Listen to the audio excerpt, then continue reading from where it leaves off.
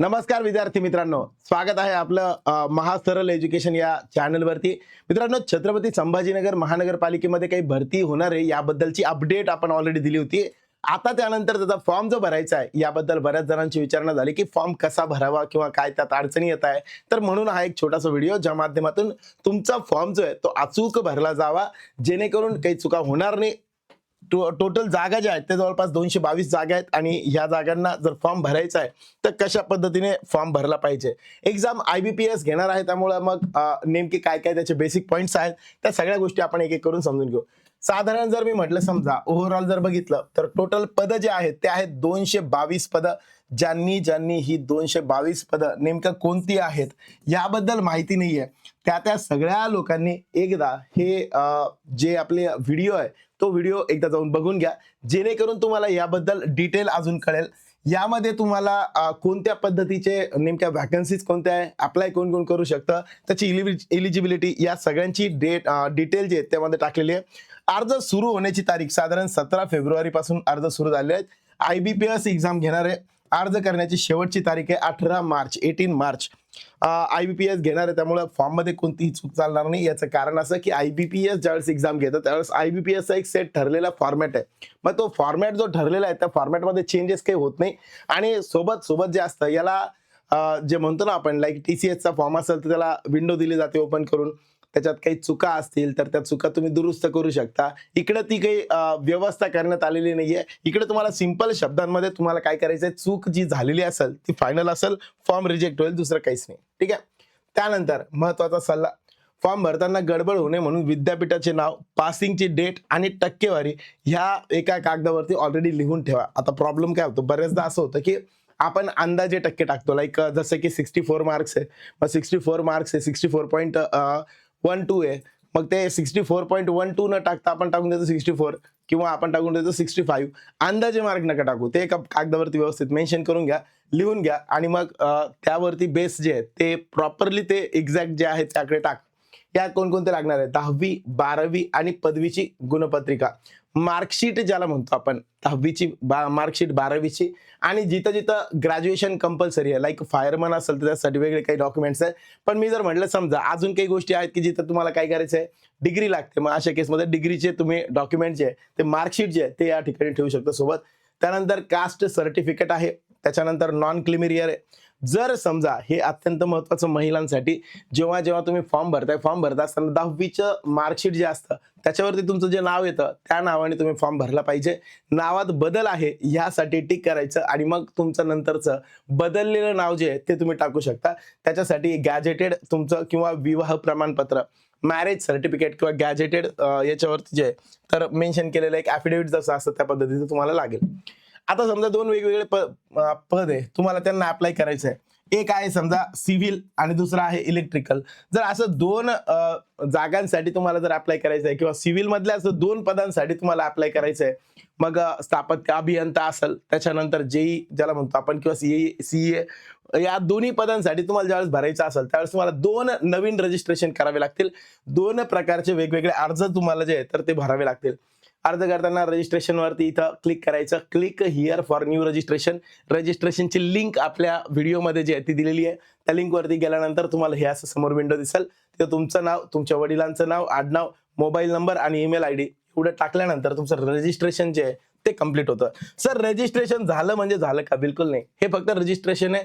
तुम्हाला मोबाईलवरती एक मेसेज येईल ज्यामध्ये तुमचा ID असेल, ऍप्लिकेशन ID आणि पासवर्ड असेल, तो घेऊन तुम्हाला पुढे पुन्हा लॉग इन करायचं आहे. लॉग इन केल्यानंतर हे इथलं जे तुमचं नाव असणार आहे ऍप्लिकेशन फॉर्म मधलं, हे प्रॉपर 10वीची जी पत्रिका आहे ते एकदम एक्झॅक्टली मॅच असले पाहिजे.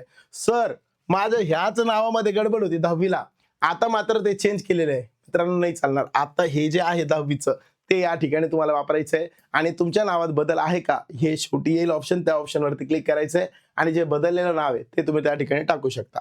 ठीक आहे. त्यानंतर विवाहित महिलांनी 10वीचे नाव टाकावे. जर नाव बदललेले असेल तर नावात बदल असल्याचे गॅझेट किंवा विवाह प्रमाणपत्र जवळ असावे. ठीक आहे. त्यात पण एक ऑप्शन येतो की जिथं नाव तुमचं बदललेलं आहे का म्हणून त्यावरती जायचं. त्यानंतर फोटो अपलोड करण्याची पद्धत, दोन प्रकारे फोटो अपलोड करायचे. एक पहिला फोटो तुमचा स्कॅन केलेला असला पाहिजे, हा तुमचा स्कॅन केलेला फोटो त्या ठिकाणी अपलोड करावा लागेल. दुसरं एक ऑप्शन त्या ठिकाणी येतं, IBPSचं सेम पॅटर्न आहे, त्यामुळं लाईव्ह फोटो येतो. तुम्ही जिथे असाल तिथून तुमचा लाईव्ह फोटो घ्यायचा आहे. म्हणजे तुम्ही जर मोबाईलवरती फॉर्म भरत असाल तर तुमचा फ्रंट कॅमेरा ऑन करून तुम्ही स्वतःला दाखवायचं आहे, त्याला क्लिक करायचं आहे. आणि दुसरं, जर ते चुकीचं आहे असं दाखवत असेल किंवा ब्लर येत असेल, काही प्रॉपर गोष्टी येत नसतील तर ते तसं सांगतं, तुम्हाला रिटेक करावं लागतं. जर समजा तुम्ही कम्प्युटरवरती, डेस्कटॉपवरती किंवा लॅपटॉपवरती हा फोटो घेत असाल तर तिथे तुम्हाला तुमचा वेबकॅम असतो, तो कॅमेरा वापरून तुम्ही तुमचा वेबकॅम किंवा मोबाईलद्वारे त्याला प्रत्यक्ष फोटो काढता येतो. आता यानुसार लाईव्ह फोटो व्हेरिफिकेशन हे कंपल्सरी आहे. पहिले असं होतं की हे कंपल्सरी नव्हतं, हाच एक फोटो अपलोड केला तरी चालायचा, आता तो कंपल्सरी आहे. मोबाईलवरनं हे इझिली पॉसिबल होतं. तुमचं कॅडर निवडा, नेमकं कोणतं आहे. तिथं असेल इंजिनिअरिंग ग्रुप कॅटेगरी, मग फायर ग्रुप किंवा इंजिनिअरिंग ग्रुप तुम्हाला नेमकं कशाला अप्लाय करायचं आहे. तर मी म्हणलं सिव्हिल जेई, जर मी म्हणलं इंजिनिअरिंग ग्रुप असेल सिव्हिल जेई किंवा इलेक्ट्रिकल, ती कोणती तुमची पोस्ट आहे ते निवडा. त्यानंतर फायर ग्रुपमधलं जर काय असेल तर फायरमन वगैरे ते निवडा. ही कॅटेगरीमध्ये आपल्याला ते निवडायचं आहे. कॅटेगरी EWS स्टेटस जे आहे ते काळजीपूर्वक निवडा. जर तुमच्याकडे सर्टिफिकेट ऑलरेडी असेल, ज्या डेटला फॉर्म आलेले जाहिरात आली आहे त्याच्या अगोदरच्या डेटचा असेल तर आणि तरच तुम्ही इलिजिबल होता. त्यामुळं पूर्ण व्यवस्थित बघून घ्या. जर खरंच तुमच्याकडे ते कॅटेगरीचं सर्टिफिकेट आहे तर आणि तरच त्याला अप्लाय करा तशा पद्धतीने. अदरवाईज जर समजा तुम्हाला ते जड जात असेल किंवा तुमच्याकडे ते सध्या नाही आहे, सर मी रिसिट मागवलेली आहे, माझ्याकडे रिसिट आहे, रिसिट नाही चालणार, तुम्हाला ते सर्टिफिकेट कंपल्सरी असणं आवश्यक आहे. ठीक आहे. त्यानंतर जन्मतारीख टाकायची आहे. तुमचे 31 जानेवारीपर्यंत जे काही वय आहे ते कन्सिडर केले जाईल. जुळे भावंड आहे की नाही ती एक माहिती. त्यानंतर कौटुंबिक पॅरेंटचं किंवा स्पाऊसचं नेम जर असेल तर ते, मॅरिड असाल तर मग त्यानुसार स्पाऊसचं नेम, तर मॅरिड नसाल तर कौटुंबिक फादर मदर जे कोणी आहे त्यांचं एखादं नाव लागतं. त्यानंतर बँकेचा तपशील याच्यामध्ये कंपल्सरी आहे. अकाउंट नंबर विचारला, IFSC कोड विचारलेला आहे. म्हणून काय करा, एक तर तुमचं पासबुक असेल किंवा ऑनलाईन मध्ये जा, योनोमध्ये वगैरे जा आणि तिथे गेल्यानंतर तुम्हाला तुमच्या अकाउंट डिटेल्स बघा, तिथे तुम्हाला दिसेल तुमची डिटेल माहिती या ठिकाणी तुम्हाला दिसेल. IFSC कोड चेकवरती पण असतो, तो वाला तुम्ही निवडू शकता. आता पुढे तुम्हाला ज्या मी ठळक अडचणी येत आहेत फॉर्म भरताना त्या फक्त सांगतो बरं का. आता शैक्षणिक पात्रता, शैक्षणिक पात्रतेमध्ये मी जर साधारण म्हटलं नेमकं काय काय अडचण आहे. शैक्षणिक पात्रता बघा, SSC, मग बोर्डचं नाव टाका. जर मी म्हटलं समजा छत्रपती संभाजीनगर महाराष्ट्र बोर्ड म्हणतो आपण, स्टेट बोर्ड किंवा CBSE जे काय आहे ते. नंतर कुठे उत्तीर्ण झाल्याची तारीख, टक्केवारी आणि श्रेणी, फर्स्ट क्लास सेकंड क्लास जे काय असेल. त्यानंतर 12वीचा डिप्लोमा किंवा डिग्री. या व्यतिरिक्त जर इतर माहिती असेल तर याच्यासाठी एक कॉलम ऍड करून तुम्हाला ते ऍड करता येतं. जसं की फायरमन वगैरे असेल त्याच्यासाठी तुम्ही स्थापत्य अभियंता असेल किंवा बांधकाम कामगार, बांधकाम सुपरवायझर असेल, मग याचे कोर्सेस तुम्ही केलेले तर ऍडिशनल डिटेलमध्ये तुम्ही ते टाकू शकता. पण ही माहिती अंदाजे भरू नका, ही माहिती कन्फर्म जी आहे ती एक्झॅक्ट भरा. ठीक आहे. चलो, भाषा टिक करत असताना भाषा आणि अनुभव, भाषा तुम्हाला निवडायची आहे. भाषा निवडत असताना काय करायचं, एकदम सोपं लॉजिक आहे मित्रांनो. तुमचा एक्सपिरियन्स आणि भाषा याच्यात टाकायची आहे. तर याच्यामध्ये रीड, राईट अँड स्पीक यांच्यावरती क्लिक करायचं असतं. समजा मराठी आलं, याच्यावरती रीड वरती पण क्लिक करा, राईट वरती पण आणि स्पीक वरती माऊसने तुम्ही क्लिक करू शकता किंवा याला टॅब मारून स्पेस द्या. प्रत्येक वेळेस टॅब स्पेसनी सुद्धा तुम्हाला या ठिकाणी टिक करता येऊ शकतं. अशा पद्धतीने तुम्हाला जाते. तुमच्या पदासाठी अनुभव मागितला असेल तरच त्याची माहिती भरा. तर एक्सपिरियन्स कंपल्सरी नसेल आणि तुमचा रिलिव्हंट एक्सपिरियन्स नाहीये तर अशा केसमध्ये तो ऍड करू नका, तुम्ही फ्रेशर म्हणूनच फॉर्म भरा. त्यानंतर हे सगळ्यात महत्वाची स्टेप आहे. फॉर्म सबमिट करण्याच्या अगोदर प्रिव्ह्यू वरती क्लिक करा आणि व्हॅलिडेट युअर डिटेल्स. तुमच्या ज्या काही डिटेल्स आहेत त्या एकदा बघून घ्या.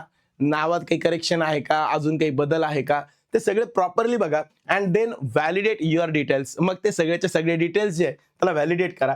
ओके असेल तरच सेव्ह आणि नेक्स्ट करा. एकदा सेव्ह केल्यानंतर परत त्याला मग सेव्ह आणि नेक्स्ट केल्यानंतर परत त्याला चेंज करता येत नाही. तुमचे नाव, फोटो, त्याच्यानंतर मार्क्स बरोबर आहेत का ते तपासा. फायनल सबमिट केल्यानंतर कोणताही बदल त्याच्यामध्ये करता येत नाही. त्यामुळे ही थोडीशी काळजी घ्या. हे एक महत्वाचं. कागदपत्र, डॉक्युमेंट्स जे ऍड करावे लागतात त्यामध्ये कॅटेगरी सर्टिफिकेट असेल, त्याच्यानंतर बाकीच्या काही गोष्टी असतील ते पर्टिक्युलर अपलोड करावं लागतं. डाव्या हाताचा अंगठा यासोबत IBPS जे मागतं त्यामध्ये सगळ्यात पहिल्यांदा डाव्या हाताचा लेफ्ट हँड थंब जो आहे तो लागतो.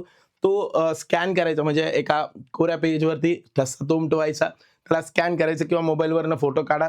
त्याची साईज जी आहे ती 20 ते 50 केबीच्या आतमध्ये, आणि ती साईज जी आहे ती याच्यामध्ये अपलोड करून देऊन टाकायची. त्यानंतर हँड रिटन डिक्लेरेशन आहे सेम त्याच साईजमध्ये, ते एक अपलोड करायचं. हँड रिटन डिक्लेरेशनचा फॉर्मॅट सुद्धा लिंकमध्ये दिलेला आहे. सिक्युरिटी कोड, स्क्रीनवर दिसणारा कोड जो आहे तो टाकून द्या. Final submit. मग हे यावरनं तो कोड येईल, तो कोड आला की तो टाकून द्या. त्यानंतर आपण रिडायरेक्ट होतो कुठं, फी पेमेंटवरती. पेमेंट डिटेल्स साधारण 900 रुपये आणि जनरल कॅटेगरीसाठी 1000 रुपये अशा पद्धतीने फीस आहे. या पद्धतीने फीस भरा. फीस भरल्यानंतर ऍप्लिकेशनची प्रिंट जी आहे ती प्रिंट करा. त्याच्यावरती प्रिंट करायचं. प्रिंट केल्यानंतर सेव्ह ॲज PDF करायचं आणि तुमच्या मेलवरती, टेलिग्रामवरती कुठेतरी याला सेव्ह करून ठेवा. व्हॉट्सअपला करू नका, ते क्लिअर चॅट केलं की त्यामध्ये निघून जातं, किंवा डिलीट केलं तरी पण निघून जातं. म्हणून थोडंसं याला एक तर टेलिग्रामला किंवा जीमेलला टाकून ठेवा. विथ टायटल, प्रॉपर टायटल द्या ह्या एक्झामचा. लाईक समजा तुम्ही सिव्हिल साठी फॉर्म भरलाय, स्थापत्य अभियंता फॉर्म ऍप्लिकेशन प्रिंट असं म्हणून नाव देऊन ठेवा, कारण हे DVच्या वेळेस परत लागतं. मग आता परीक्षेची तयारी कशी करावी? परीक्षेची तयारी करत असताना युट्यूबवरती पण भरपूर सारे प्लॅटफॉर्म्स आहेत मित्रांनो, ज्याच्यावरती टेक्निकल आणि नॉन टेक्निकल याची फ्रीमध्ये काही तयारी करून घेतली जाते. टेक्निकल पण आहेत आणि नॉन टेक्निकल पण आहेत. आपल्याच महासरल एज्युकेशन वरती, महासरल जे आहे आपलं, त्याच्यावरती महासरल एज्युकेशन वरती साधारण जर मी म्हटलं समजा आपले ऑलरेडी काही आहेत लेक्चर्स की ज्याच्यामध्ये ऑलरेडी काही गोष्टी झालेल्या आहेत, त्या तुम्ही युट्यूब वरती पण चेक करू शकता. आणि सोबत सोबत आपल्या ऍप वरती सुद्धा सेम असेच एक्झाम्स जे आहेत त्यांचे PYQ, प्रिव्हियस इयर क्वेश्चन्स जे आहेत यांचे PYQ चे स्कॅनर्स जे आहेत ते अवेलेबल आहेत. म्हणजे पहिले जे झालेले आहेत त्याचे काही क्वेश्चन्स ते डिस्कस करायला भेटतील. सोबत सोबत मी म्हटलं समजा यामध्ये टेक्निकलसाठी तुम्हाला, आपल्याकडे टेक्निकलसाठी नाही पण नॉन टेक्निकल, जिथे गणित, बुद्धिमत्ता, जर मी म्हटलं समजा